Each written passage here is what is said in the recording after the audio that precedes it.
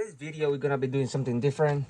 We're gonna be working on my main boat, which we're gonna be installing or at least checking the bilge pumps.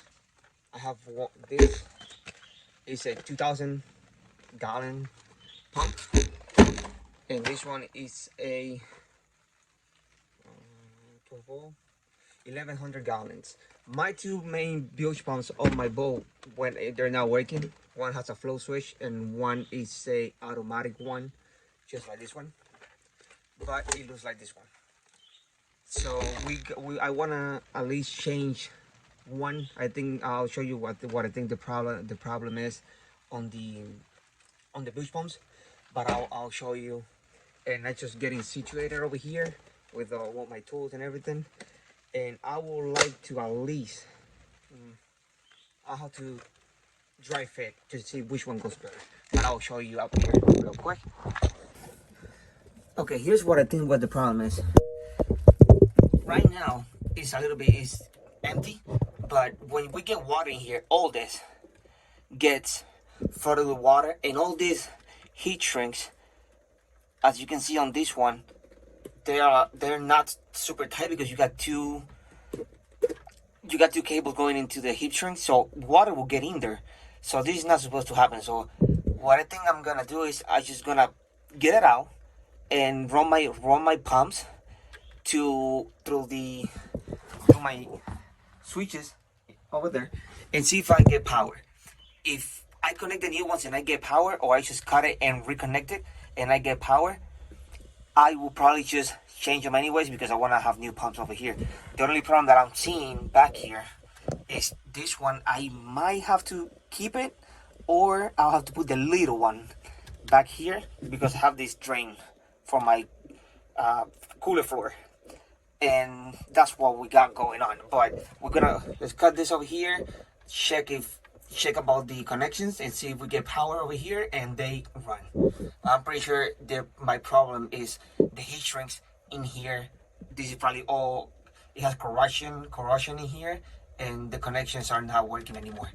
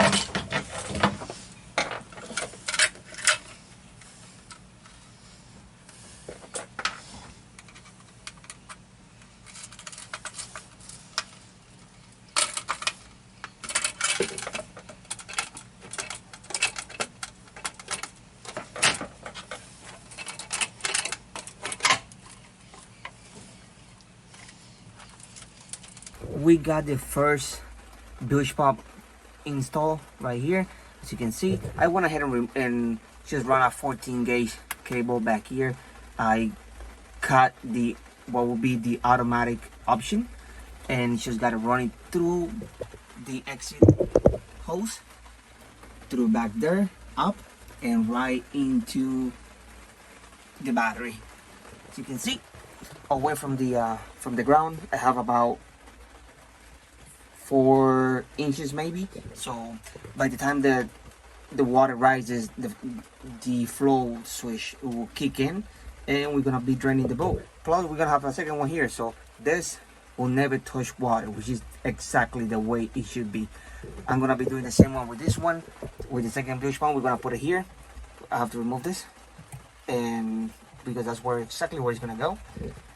Positive, negative, hose, Bilge pump. Let's get it.